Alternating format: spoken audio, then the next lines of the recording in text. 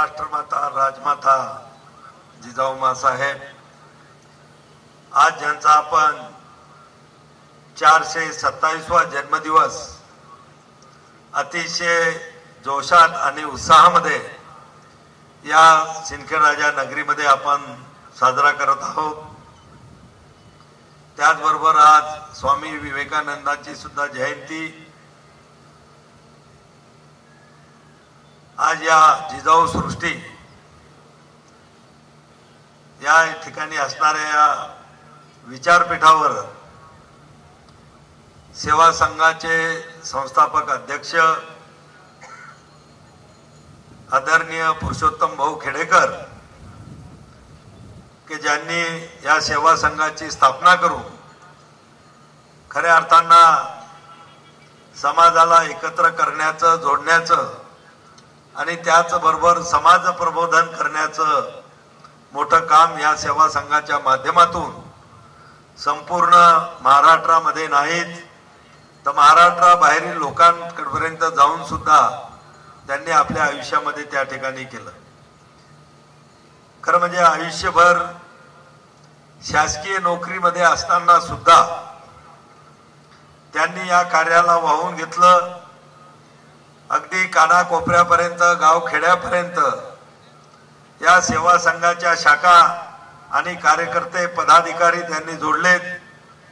खऱ्या अर्थानं महिलांचा मान सन्मान प्रत्येक कार्यामध्ये महिलांना पुढाकार देऊन त्यांच्या माध्यमातून अनेक समाज प्रबोधनपर कार्य सुद्धा घडून आणण्याचं करून घेण्याचं कार्य त्यांनी या ठिकाणी केलं। आज त्यांचा अमृत महोत्सव आपण या ठिकाणी साजरा करत आहोत। वयाची 75 त्यांनी पूर्ण केलेली आहे आणि खऱ्या अर्थानं आपल्या सगळ्यांच्या इच्छा आहे की त्यांचे 100 त्यांनी पूर्ण करावी आणि तो कार्यक्रम सुद्धा याच विचारपीठावरून आपण सर्वांनी एकत्र येऊन या ठिकाणी साजरा करावा। खरं म्हणजे मराठा सेवा संघाच्या कार्याबद्दल या ठिकाणी मी काही आपल्या सर्वांच्या समोर सांगावं अशातला काही भाग नाही, पण आपण पाहतो की आपला समाज अतिशय मोठा समाज असल्यामुळं आणि त्यातल्या त्यात लीडर असल्यामुळं आपण अनेक ह्या ज्या समाजामध्ये जे काही आपण लोक वावरतो तर या वावरणाऱ्या समाजाला एकत्र करणं त्याला जोडणं आणि त्यांच्यामध्ये जागृती आणणं आणि समाज प्रबोधनाच्या माध्यमातून अगदी विद्यार्थी असतील मुली असतील यांना सुद्धा प्रोत्साहित करणं। अनेक समाजातल्या मोठमोठ्या क्षेत्रामध्ये काम करणारे लोक असो किंवा सामान्य शेतकरी वर्गातला शेतकरी असो अशा सर्व लोकांचा मोठमोठे सत्कार त्यांनी या व्यासपीठावरून केल्याचं मी स्वतः पाहिलेलं आहे आणि दरवर्षी आपण या ठिकाणी एकत्र येत असतो। पण खरं म्हणजे मी आपला जास्त वेळ या ठिकाणी घेणार नाही, पण भाऊ माझी आपल्या या समाजाच्या वतीनं माझी एक थोडी अपेक्षा आपल्याकडून की आपण ज्येष्ठ आहात। आता तुम्हाला माहिती आहे आम्ही राजकारणामध्ये काम करणारी लोक आम्हाला बंधनं असतात, लोकांना जे आवडेल तेच आम्हाला करावं लागतं, ते आम्हाला पटो का न पटो, पण तुमचं काम करण्याची पद्धत तुमचा स्वभाव हा सेवा संघातल्या सगळ्या लोकांना माहित आहे आणि मला सुद्धा तितका जवळून माहित आहे। म्हणून आपल्याला तर आणखीन या समाज प्रबोधन करण्याची भविष्यामध्ये आवश्यकता आहे। आज समाजामध्ये ज्या काही अनिष्ट रूढी परंपरा चालीरीती सुरू झालेल्या आहेत, आपण या ठिकाणी सत्यशोधक चळवळीचा सुद्धा या ठिकाणी आपण आता मी आल्यानंतर भाषणामध्ये उल्लेख ऐकला की आदरणीय पंढरीनाथ पाटील असतील, आमचे आजोबा आयजी पाटील असतील, यांनी त्या काळामध्ये सत्यशोधक चळवळीचा कार्यकर्ता म्हणून या भागामध्ये अनेक जुन्या ज्या काही समाजामध्ये अनिष्ट प्रथा होत्या चालीरीती होत्या त्यांना सगळ्याला म्हणजे त्यांना बाजूला करून तिलांजली देऊन त्यांना या समाज जागृती करण्याचं काम त्या काळामध्ये त्यांच्या हयातीमध्ये केलं। पण मला वाटते आता ती वेळ पुन्हा या ठिकाणी आलेली आहे। आज आम्ही पाहतो की त्या काळामध्ये आमचे आजोबा आयजी पाटील यांनी आपल्या समाजामध्ये आणीबाणी लग्नाची पद्धत आणली होती की 4 तासामध्ये लग्न। अगदी चहावर लग्न, शरबतावर लग्न, जेवण सुद्धा पंगत दिल्या जात नव्हतं आणि अनेक लोकांनी त्याचं अनुकरणही केलं होतं. पण पुन्हा त्या ठिकाणी हा बदल झाला आणि आज आम्ही पाहतो आज फक्त लग्नच होत नाही तर सोयरीक जेवण असेल, पाहुणकी असेल, त्याच्यानंतर पुन्हा आणखीन आता संगीतचा सुद्धा एक कार्यक्रम सुरू झालेले आहेत.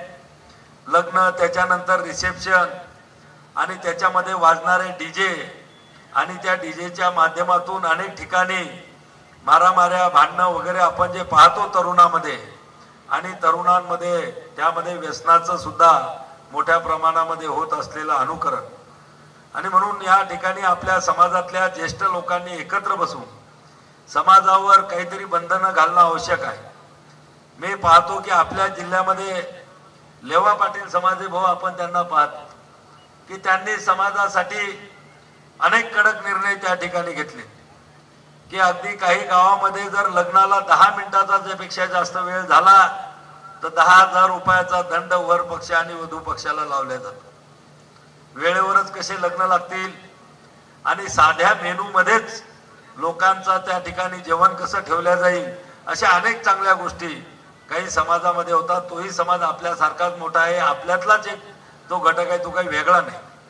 पण त्या गोष्टी आपल्या इकडं आपण जे पाहतो, आपला हा भाग असेल बुलढाण्यापासून वाशिम, यवतमाळ, परभणी, नांदेड पर्यंत आणि तिकडेही पाहिलं तर अकोला, अमरावती, नागपूर पर्यंत आपला जळगाव पासून या सगळ्या भागामध्ये अशा अनेक गोष्टी आहेत.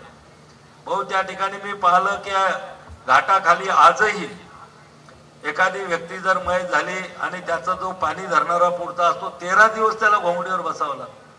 बरं फक्त घोंगडीवर बसावं लागत नाही तर 13 दिवस नदीवर त्या ठिकाणी पिंडदान करायला गावात जेवढे भाऊबंद असतील त्या प्रत्येक भाऊबंदातल्या एकेकाला त्या ठिकाणी सर्व आपले मागचे काम धंदे सोडून त्या ठिकाणी जावं लागतं. आणि ज्यावेळेस आपल्या घाटाच्या वर थोडी पद्धत चांगली आहे की आदरणीय पंढरीनाथ पाटील असतील, आदरणीय स्वर्गीय आयजी पाटील, समाजभूषण आयजी पाटील असतील की यांनी तेरवी वगैरे ह्या प्रथा आपल्या इकडे बऱ्यापैकी म्हणजे 90-95% बंद केल्यात. पण त्या सगळीकडे बंद होण्याची आवश्यकता आहे की आजच्या या धावपळीच्या युगामध्ये आता इतकं जग फास्ट झालेलं आहे. आपल्याही मागं कामाची एवढी व्यस्तता असते पण शेवटी नाईलाजानं ह्या सगळ्या गोष्टी प्रथा परंपरेनुसार चालत आलेल्या आहेत, त्या कराव्या लागतात.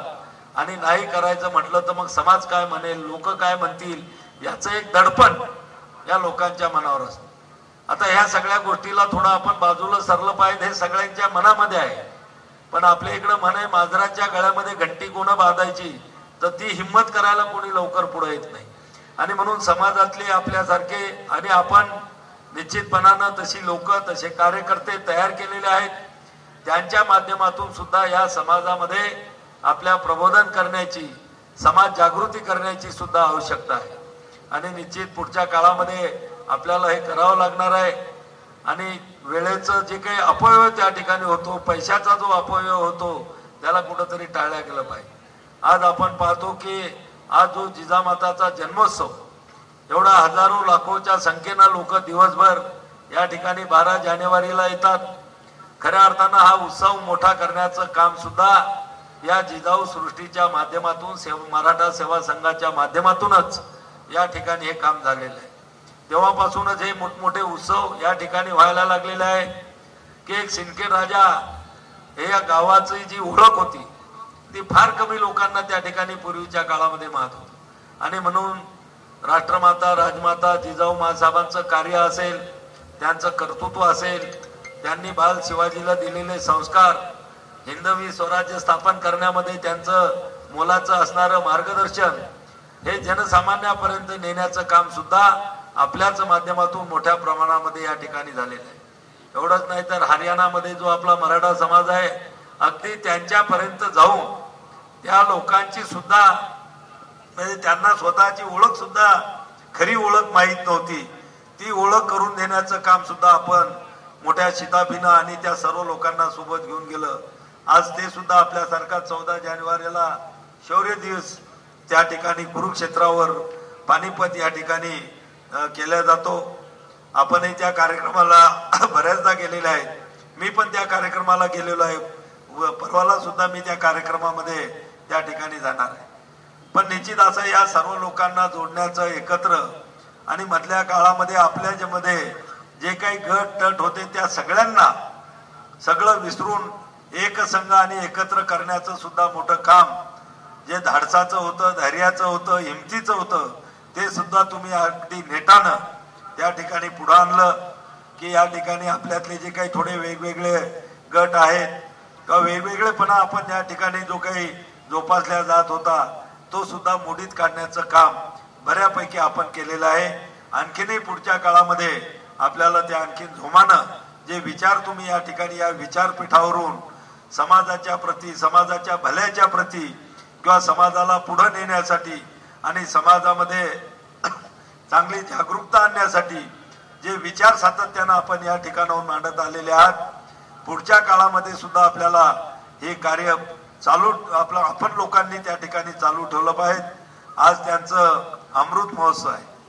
खरं म्हणजे आपण एवढ्या मोठ्या संख्येनं इतक्या दूरदूरवरून या ठिकाणी येतात ते म्हणजे या विचारपीठावर असलेले विचार ऐकण्यासाठी आपण येतो की निश्चितपणातून या ठिकाणाहून आपण काहीतरी एक चांगले विचार, एक सामाजिक बांधिलकीचे विचार घेऊन आपण या ठिकाणाहून परतत असतो आणि ते विचार सातत्याने त्यांनी दिलेत.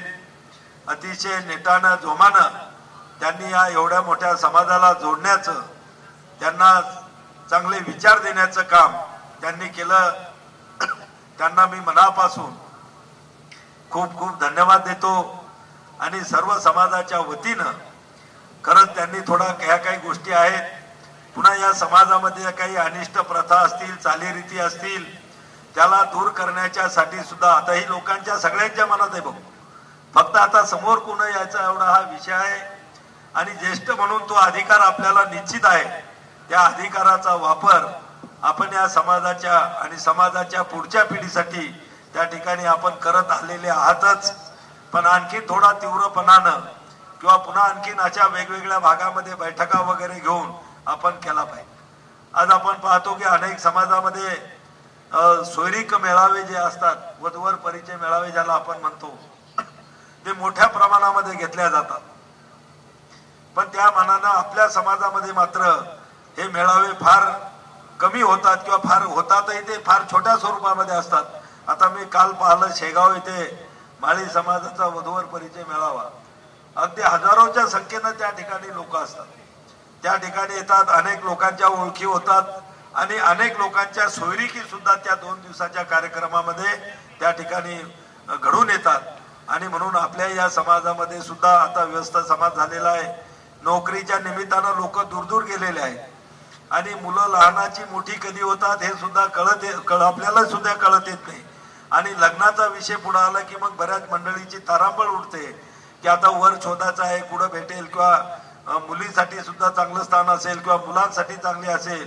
तर या ठिकाणी सुद्धा बऱ्याचशा वेळेस लोकांच्या मनामध्ये अडचणी किंवा मनामध्ये संभ्रम आणि एक प्रकारचं वातावरण असं असतं की आपल्याला योग्य ठिकाण, योग्य नातेगोत्याची लोक मिळतील का नाही. आणि म्हणून हे सुद्धा हे असे मेळावे सुद्धा या निमित्तानं या ठिकाणी 1 दिवसीय 2 दिवसीय निश्चितपणानं झाले पाहिजेत. आज आपला 75वा वाढदिवस आहे. पुन्हा मी आपल्याला खूप खूप मनापासून शुभेच्छा देतो. आपले विचार निश्चितपणानं पुढे आणखीन अनेक वर्ष आमच्यासारख्या येणाऱ्या या पुढच्या पिढीला मिळत राहो अशी आई आपल्या जिजाऊ मातेच्या चरणी मी या ठिकाणी विनंती करतो आणि थांबतो. जय हिंद, जय महाराष्ट्र.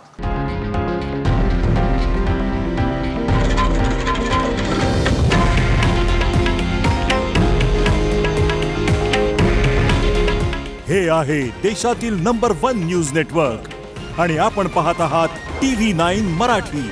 काळजी तुमची, हित महाराष्ट्राचं.